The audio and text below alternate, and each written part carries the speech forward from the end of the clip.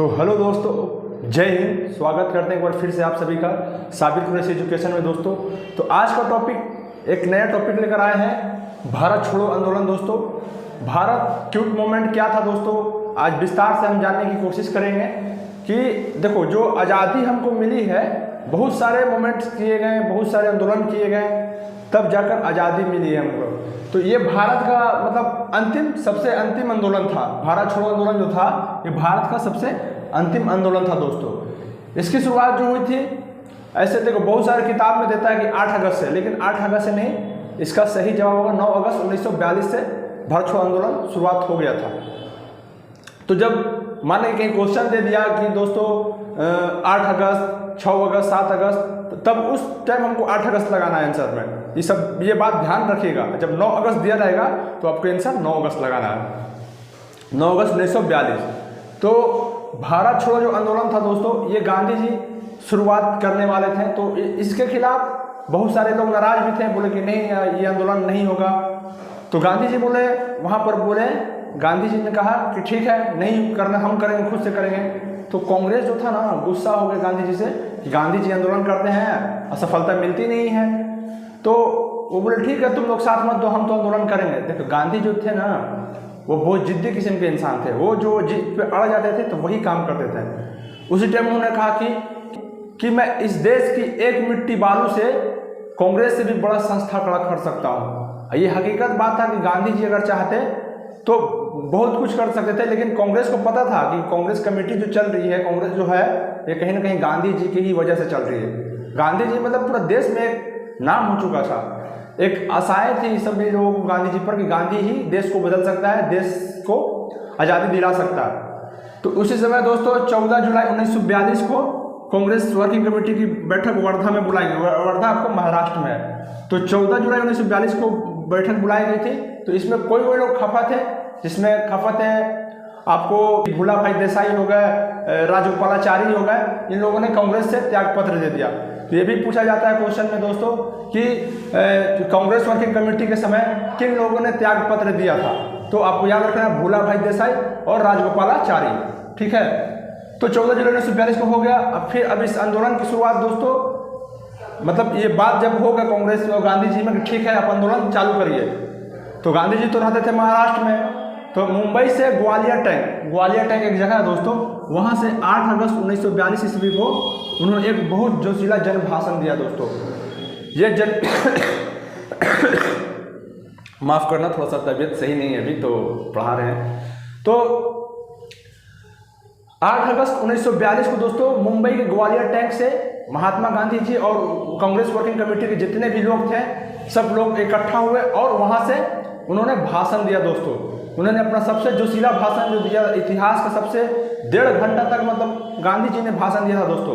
उसी में कहा था करो या मरो। अब उनका लास्ट मोमेंट था कि भारत को आज़ादी दिला के ही छोड़ना है, अब इसे नहीं छोड़ना है। तो करो या मरो का नारा जो दोस्तों वो ग्वालियर टैंक मुंबई से ही दिया गया था 1942 8 अगस्त को।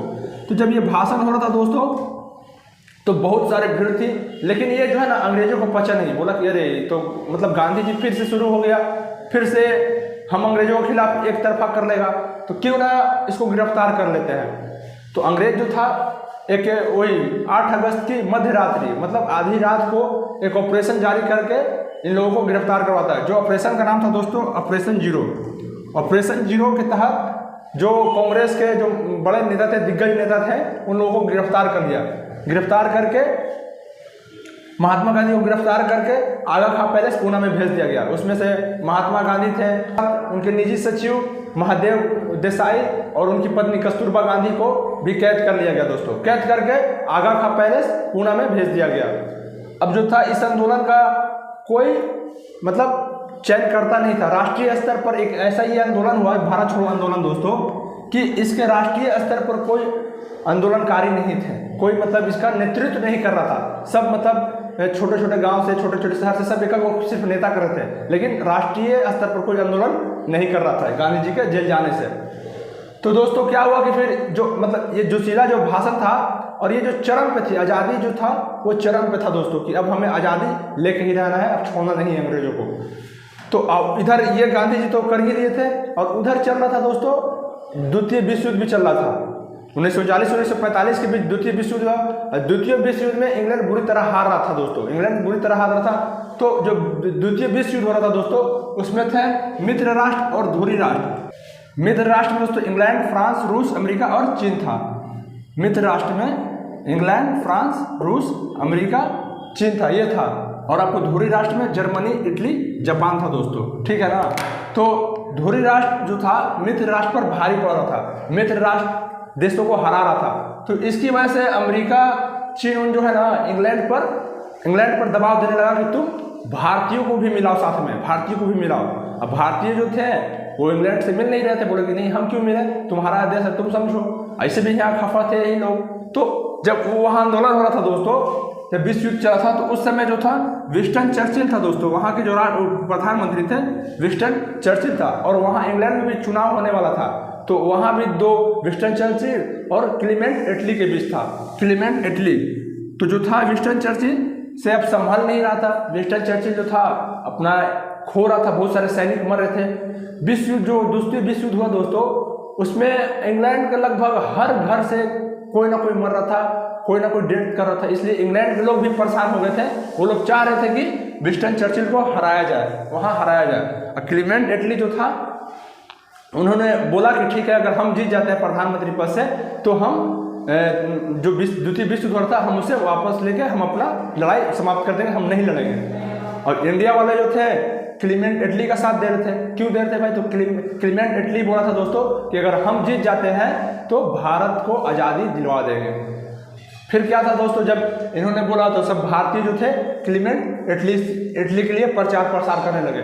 अब आप सोच सकते हैं उस समय 1942 के टाइम में भारत से लोग जाकर इंग्लैंड में प्रचार करते थे कि आप क्लीमेंट एटली को ही वोट दें। घर घर जाकर पर्चा बांट रहे थे लोग, बोले थे कि vote for Clement Attlee, vote for मतलब भारतीय लोग जाके कोई भी हालत में जितवाना चाहते हैं क्लीमेंट एटली को, क्योंकि क्लीमेंट एटली ने वादा किया था कि अगर हमारी सरकार आती है इंग्लैंड में तो हम भारतीयों को आज़ादी दे देंगे, हम जो भारत में जो सैनिक है जो भी है, हम वापस लेकर इंग्लैंड आ जाएंगे। तो इसीलिए दोस्तों भारत के लोग जो थे इंग्लैंड में प्रचार प्रसार करके क्लीमेंट एटली को जितवाना चाह रहे थे, और वही हुआ भी। क्लीमेंट एटली जीता। क्लीमेंट एटली जीतने के बाद दोस्तों वो अपना वापस जो द्वितीय विश्व युद्ध हो रहा था वो वापस ले लिया, और मतलब लड़ाई से हट गया।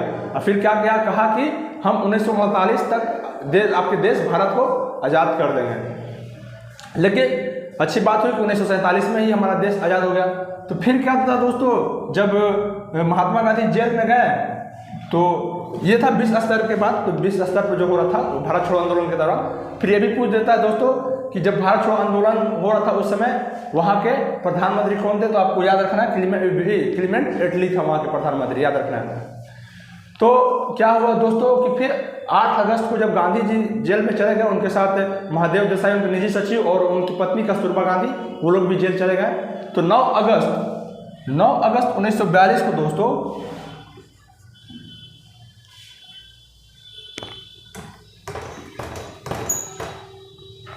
फिर 9 अगस्त 1942 को दोस्तों वहाँ एक कांग्रेस के ही थे, उनका नाम था अरुणा आसफ अली। अरुणा आसफ अली ने अपने झंडा को लहराया और बिगुल बजा दिया भारत छोड़ो आंदोलन का दोस्तों। 9 अगस्त 1942 को अरुणा आसफ अली ने भारत छोड़ो आंदोलन की शुरुआत करवा दी, झंडा फहराते हुए ग्वालियर टैंक से, ठीक है। तो ये तो हो रहा था, लेकिन राष्ट्रीय स्तर पर कोई था नहीं। भारत छोड़ो आंदोलन ऐसे ही चल रहा था, लेकिन लोगों में इतना जो जिलापन था, इतना देश के प्रति मोहब्बत थी कि देश को हमको आज़ादी लेके ही रहना है। तो ये दोस्तों शुरू हो गया। फिर क्या हुआ कि जब महात्मा गांधी जेल में गए तो कुछ दिनों के बाद क्या हुआ कि उनकी पत्नी कस्तूरबा गांधी का डेथ हो गया, मतलब उनका दिवंगत हो गया। फिर उनके जो निजी सचिव थे उनका भी देहांत हो गया। तो मतलब महात्मा जी एकदम टूट चुके थे इस सबसे, कि मतलब उनके जो पर्सनल लोग थे, उनकी पत्नी थी, उनके निजी सचिव थे, उन लोग डेथ कर गए दोस्तों, डेथ कर गए। तो फिर क्या हुआ, गांधी जी जो जेल में ही थे उन्होंने 21 दिन की हड़ताल शुरू कर दी। बोले कि अब हमको छोड़ो ना तो हम हड़ताल करेंगे। अब वो क्या हो रहा था कि जितना राजनीतिक दल के लोग थे उनको बोला कि आप उनको छोड़िए जेल से, नहीं तो हम हड़ताल करेंगे। और 21 दिन 21 दिन के लिए महात्मा गांधी ने दोस्तों भूखे रहा जेल में। महात्मा गांधी भी तेज थे, जान रहे थे कि अगर मतलब हमको कुछ हो जाता है तो फिर कैसे आज़ादी मिलेगा, नहीं मिलेगा। तो 21 दिनों के बाद खुद गांधी जी ने ये मतलब भूख हड़ताल अपने से तोड़ दिया, ठीक है। और फिर 7 मार्च 1943 ईस्वी को 7 मार्च 1943 ईस्वी को भूख हड़ताल तोड़ दिया दोस्तों, भूख हड़ताल तोड़ दिया। और उसके बाद फिर क्या हुआ कि 1944 आते आते वो बहुत कमज़ोर पड़ गए थे। हाँ, एक और बात दोस्तों, तो 7 मार्च 1943 को जब महात्मा गांधी ने भूख हड़ताल थे तो अंग्रेजों को जो है ना बहुत खुशी हो रहा था कि महात्मा गांधी खुद ब खुद मर जाएगा, भूख से ही मर जाएगा। उन लोगों ने क्या किया, यहाँ तक कि अपने पुलिस को, मुंबई के पुलिस को, उन्होंने अपने प्रांतीय पुलिस को बोला कि एक रूबिकॉन कूट भेजा। रूबिकॉन कूट एक जो था शब्द भेजा उनके लिए, मतलब गांधी जी को रूबिकॉन कूट के द्वारा कहा गया कि अगर गांधी जी मर जाते हैं तो इनको बहुत अच्छे से मतलब जलाया जाएगा, चंदन की लकड़ियों से जलाया जाएगा, मतलब इनका जो स्वर्गवास होगा ये बहुत अच्छे से किया जाएगा। इसके लिए रूबिकॉन कूट भेजा गया अंग्रेजों के द्वारा। कहाँ, प्रांतीय जो मतलब वहाँ के पुलिस अधिकारी सब थे उन लोगों के लिए, अगर गांधी जी मर जाएंगे तो मतलब अंग्रेज एकदम चाह रहा था कि गांधी किसी तरह मर जाए, लेकिन गांधी जी को जीना था क्योंकि आज़ादी देखनी थी। तो वही क्या हुआ दोस्तों, फिर लास्ट में देखा सब अंग्रेज कि इसको तो कुछ हुआ नहीं। तो लास्ट में 1944 जब तक भारत छोड़ो आंदोलन अपने ख़त्म हो जा रहा था, ख़त्म हो गया था, मतलब ठंडा पड़ गई थी, कब तक आंदोलन चले, 2 साल हो गया था, मायने रखता है 2 साल। तो फिर क्या किया अंग्रेजों ने कि गांधी जी की स्वास्थ्य खराब रहने लगी, तो बोला कि ठीक है जाओ। 44 ईस्वी 6 मई 1944 ईस्वी को गांधी जी को जेल से रिहा कर दिया गया दोस्तों, रिहा कर दिया गया। उसके बाद देखो जो सबसे ज़्यादा साथ दे रहा था दोस्तों गांधी जी का, वो थे आंध्र रियासत के लोग। आंध्र रियासत में गुजरात और महाराष्ट्र का जब उन लोगों का संविधान अलग था, तो आंध्र रियासत, देखो ये भी इंपॉर्टेंट क्वेश्चन दोस्तों याद रखना आप कि आंध्र रियासत का संविधान किसने लिखा। आंध्र रियासत का संविधान, देखो VVI क्वेश्चन है दोस्तों, वेरी इंपॉर्टेंट क्वेश्चन है कि आंध्र रियासत का संविधान किसने लिखा, तो महात्मा गांधी ने लिखा था आंध्र रियासत का संविधान। तो जिसमें आंध्र रियासत के लोग जो थे उन्होंने गांधी जी का बहुत साथ दिया, गांधी जी को मतलब किसी भी तरह छुड़ाना चाहते और कहीं ना कहीं बहुत साथ दिया आंध्र रियासत के, जिसमें गुजरात और महाराष्ट्र के लोग थे, उनका संविधान अलग था, तो गांधी जी ने ही बनाया था वो संविधान। तो इस तरह से भारत छोड़ो आंदोलन दोस्तों हुआ और अपना कहीं ना कहीं ये जो आंदोलन था दोस्तों अंग्रेजों की नींव हिला दी, अंग्रेजों को मतलब लास्ट में फिर छोड़कर भागना पड़ा दोस्तों। तो आई होप आप समझ गए होंगे अब इतना कि आंदोलन कैसे हुआ, क्यों हुआ, कब हुआ। तो ये इसी से भारत छोड़ो आंदोलन जो था दोस्तों फिर गांधी जी अपनाए, तो फिर अपना इसी तरह फिर क्लीमेंट एटली जो था बोल दिया था कि हम भारत को आज़ाद कर देंगे। तो इस तरह से भारत छोड़ो आंदोलन दोस्तों खत्म हो रहा था।